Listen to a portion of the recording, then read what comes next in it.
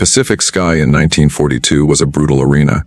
Every engagement between Japanese and American fighters felt like a high-stakes duel where one wrong maneuver meant death, and the balance of air superiority shifted like a fragile scale. When U.S. Navy pilots first encountered the sleek, agile, and almost impossibly light Japanese Zero, they realized something terrifying: their current fighters couldn't match it. Dogfights became desperate contests of survival rather than contests of dominance. The Zero could outturn, outclimb, and outmaneuver nearly every American plane at the time. It wasn't just a machine, it was an aerial predator. American pilots quickly learned to fear its long, elegant wings and uncanny ability to appear out of nowhere, strike and vanish into the sky. And yet, the future of air combat in the Pacific would change because of one captured enemy plane, and one determined test pilot who refused to accept defeat as the new normal. Long before the iconic Hellcat began racking up its extraordinary 19-to-1 kill ratio against the Zero, the U.S. Navy was facing a sobering reality.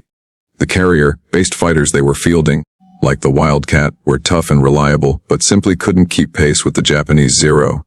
Imagine being in the cockpit of a Wildcat, your aircraft shaking under the strain of its own limits, the altimeter ticking downward, your stick heavy in your hand, while a Zero effortlessly swings behind you like a hawk locking onto prey.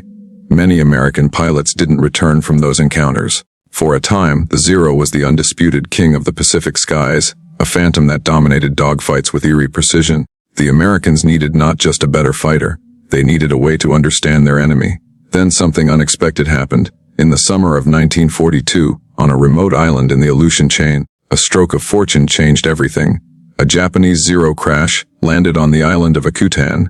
It should have been destroyed like most enemy aircraft that went down, but this one wasn't. The pilot died on impact, but the plane remained largely intact, buried gently in a bog. It was almost miraculous. A pristine Zero right in American hands. When the recovery team arrived, they stared in disbelief at the sleek fighter that had terrorized their pilots. What they saw wasn't some mythical, invincible machine. It was real, tangible. It could be studied, dissected, beaten. The Zero was carefully salvaged, loaded up, and transported south. Engineers and intelligence officers treated it like a treasure, because in many ways it was. They knew the entire air war could pivot on what they learned from this machine. But they also knew that understanding the Zero wasn't just about looking at its blueprints. They needed a pilot who could push it to its limits, feel its soul in the air, and uncover its strengths and its vulnerabilities. That man would be Lieutenant Commander Eddie Sanders, a test pilot with an unshakable calm and a deep understanding of how aircraft behaved when pushed to the edge. To beat the Zero, Eddie first had to fly it. When Sanders climbed into the cockpit of the captured Zero, he wasn't just testing an enemy aircraft. He was stepping inside the mind of the adversary. Everything about the plane was built for agility. It was astonishingly light. There was no armor plating, no self-sealing fuel tanks. It traded protection for performance. In the air, it was like a ghost. It could roll tightly, bank sharply, and climb like smoke rising on a still day. But what Eddie began to notice in that quiet, clinical way test pilots do, was that the Zero's magic had limits. Push it too hard at high speed and the controls stiffened. Its light construction made it fragile under stress. At higher diving speeds, the very wings that gave it its edge could become its weakness. And the lack of armor, once an advantage, meant it couldn't take a beating the way American planes could. Meanwhile, designers at Grumman Aircraft Engineering Corporation were already sketching out what would become the F6F Hellcat, a rugged, powerful, carrier-based fighter built not just to match the Zero but to crush it. But they didn't just want a faster plane. They wanted a smarter one. The data Eddie Sanders provided from his flights in the captured Zero became a treasure map. It showed exactly how the Japanese fighter moved, where it shined, and where it faltered. It was like learning the habits of a dangerous animal you'd been hunting in the dark. Word spread through the Navy's fighter development circles that the Zero wasn't unstoppable. It just hadn't been properly understood. Pilots were briefed on its weaknesses: keep your speed up, avoid turning fights, use diving attacks and vertical maneuvers where the Zero struggled to respond. What had once been a fearful mystery was becoming a calculated problem with a solution. At the same time, engineers at Grumman were making crucial design choices. The Hellcat would be heavier, faster, and armored. It would give pilots the confidence to take a hit and keep fighting, something the Zero could never do. In the summer of 1942, Eddie Sanders took the Zero up over and over again. Flight after flight, he pushed it, documenting every stall, every shudder, every limit. He discovered that the Zero's sweet spot was low speed, close quarters combat. Take that away, and the advantage crumbled. He reported how its control stiffened in a dive, how its roll rate degraded as velocity increased, and how its lack of armor made it vulnerable to even a few well-placed rounds. That intelligence wasn't just academic. It was the foundation for both aircraft design and tactical training. By the time the Hellcat rolled off the production line, its designers weren't guessing how to beat the Zero. They knew exactly how. And so, an aircraft that once seemed untouchable was slowly stripped of its mystique. The American response wasn't born purely from raw industrial power. It was born from knowledge. A captured Zero, a relentless test pilot, and a design team willing to learn from their enemy, had turned the tide before the Hellcat even entered combat. What followed in the skies over the Pacific would be nothing short of a brutal reversal of fortune. The hunter was about to become the hunted. By the time the first production models of the Hellcat rolled off the line, the U.S. Navy no longer saw the Zero as a nightmare. They saw it as a puzzle that had already been solved. Eddie Sanders' test flights had been circulated like gospel among Navy pilots. Briefing rooms turned into tactical classrooms. Chalkboards were covered with diagrams, performance charts, and attack profiles. Pilots were taught to think differently, not to fight the Zero on its terms, but to lure it into a fight it couldn't win. They were told to keep their speed, stay high, and use the Hellcat's power to dive, strike, and climb back to safety before the Zero could turn inside them. The enemy had built a plane that thrived on agility. America had built a plane that thrived on power. The moment of truth came in 1943. The Hellcat entered combat for the first time, and its debut wasn't quiet. Over the warm Pacific waters, with the sun slicing across the horizon, Hellcat pilots faced off against Zeros in a battle that would set the tone for the rest of the war. The Japanese pilots, confident in their aircraft, did what they always did. They turned hard, trying to drag the Americans into tight dogfights. But the Hellcat pilots didn't follow the script. Instead of turning, they climbed, they dove, they struck with precision and pulled away, leaving the Zero struggling to keep up. And when the Hellcats' 50 caliber guns found their mark, the lightly built Zero disintegrated with shocking ease. The psychological tide shifted almost instantly. For the first time, American pilots felt like hunters instead of prey. It wasn't just the aircraft itself that made the difference. It was how thoroughly the Americans had learned their enemy's playbook. In aerial combat, knowledge is as lethal as firepower. Every pilot stepping into a Hellcat already knew the Zero's tricks. They knew to avoid the horizontal turn, to exploit the Zero's high-speed control issues, and to force it into vertical engagements where it simply couldn't follow. Each dogfight became less about luck and more about execution. The numbers tell the story. The Hellcat achieved a 19-to-1 kill ratio against the Zero.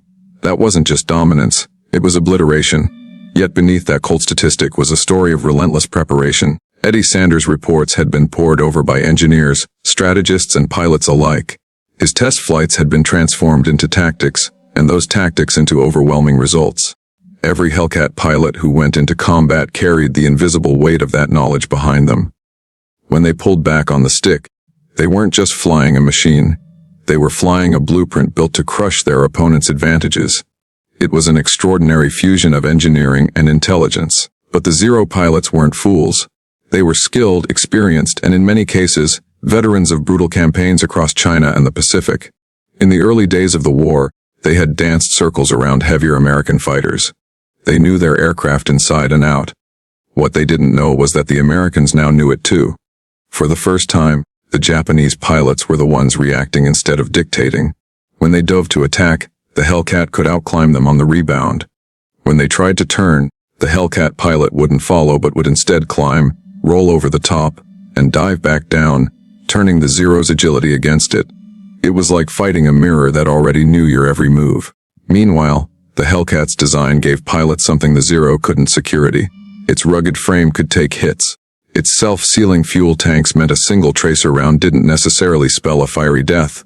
Pilots trusted their machine, and that trust gave them confidence. And confidence in combat often means the difference between hesitation and decisive action.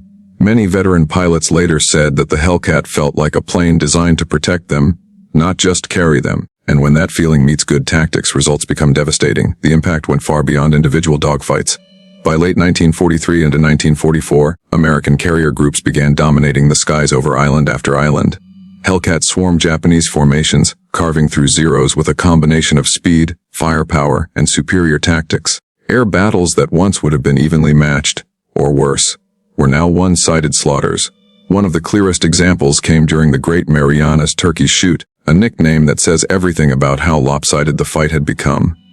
Hellcats cut through waves of Zeros with brutal efficiency, turning what had been the pride of the Imperial Japanese Navy into flaming wreckage scattered across the Pacific. None of this would have been possible if not for that single captured Zero and the mind willing to understand it. Eddie Sanders didn't just fly a plane, he cracked an enemy's code. He showed that what seems unbeatable often only holds power, because it hasn't been fully understood yet.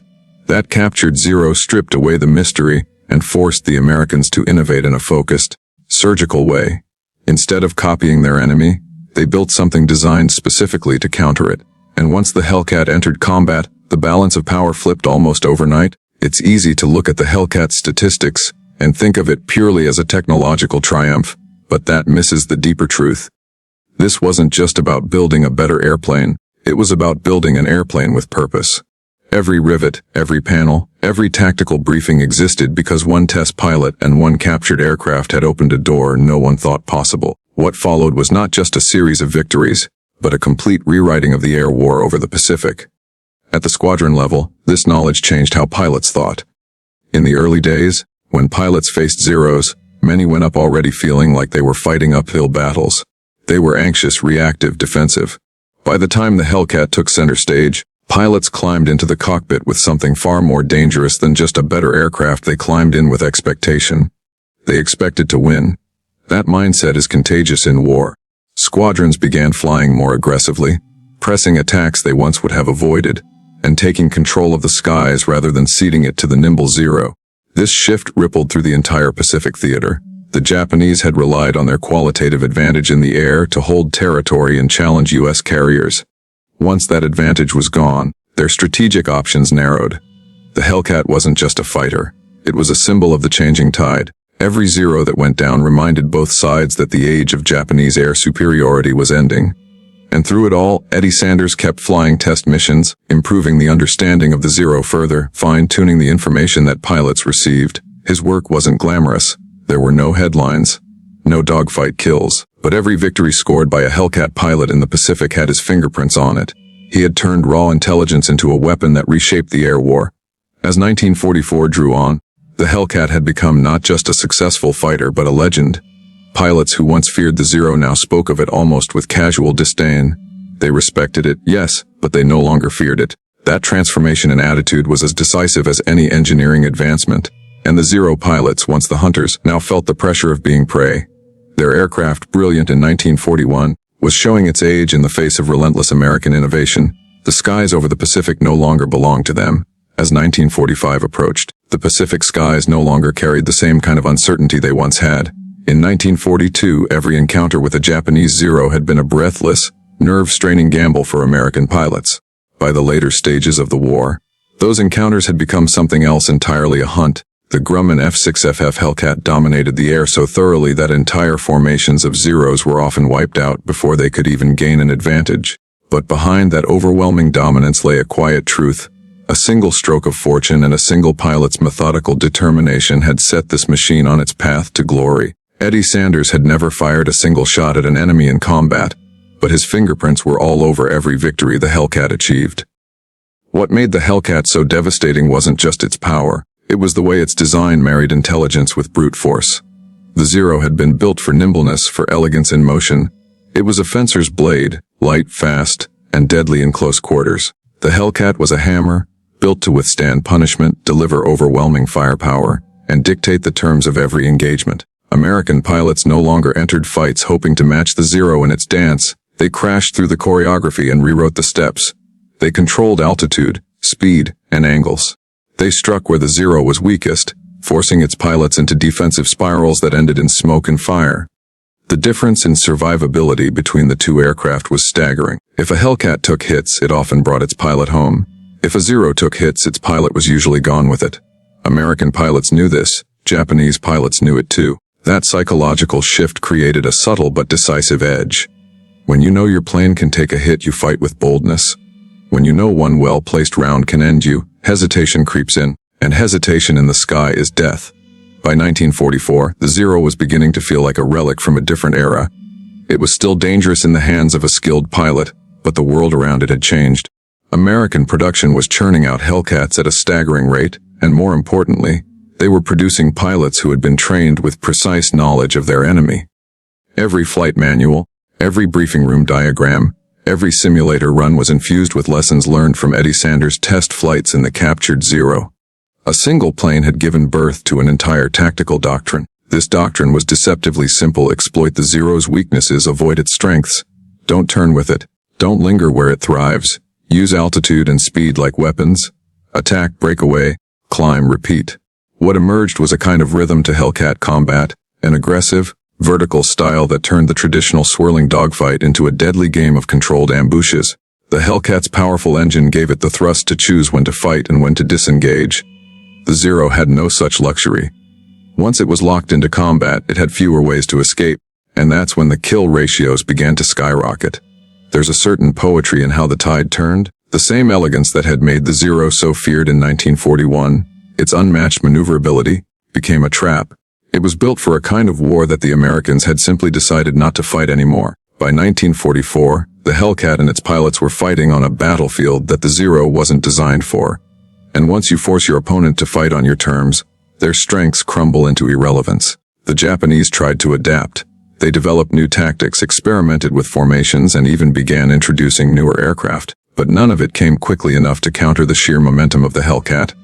By the time those efforts took shape, the U.S. Navy controlled the skies. Carriers launched wave after wave of Hellcats, their engines roaring like a storm. Zeros rose to meet them, but they were often outnumbered, outgunned, and tactically cornered before the first tracer rounds even streaked across the sky. One of the most chilling illustrations of this dominance came during the great carrier battles of the Philippine Sea. Waves of Japanese aircraft took off, but they were met by disciplined, aggressive Hellcat squadrons that tore them apart in what became known as the Great Marianas Turkey Shoot. For the Japanese pilots, the sky itself had turned against them. For the Americans, the victories felt almost effortless. The kill ratios were so extreme they hardly seemed real, but they were the direct result of a strategy built from hard-earned knowledge, not blind luck. While Hellcat pilots racked up victories, few of them likely thought about Eddie Sanders or the captured Zero. But their confidence, their tactics, and their aircraft all traced back to that single pivotal moment in 1942 when the mysterious enemy fighter fell into American hands. Sanders' quiet, methodical test flights peeled away the layers of mystique that had made the Zero terrifying.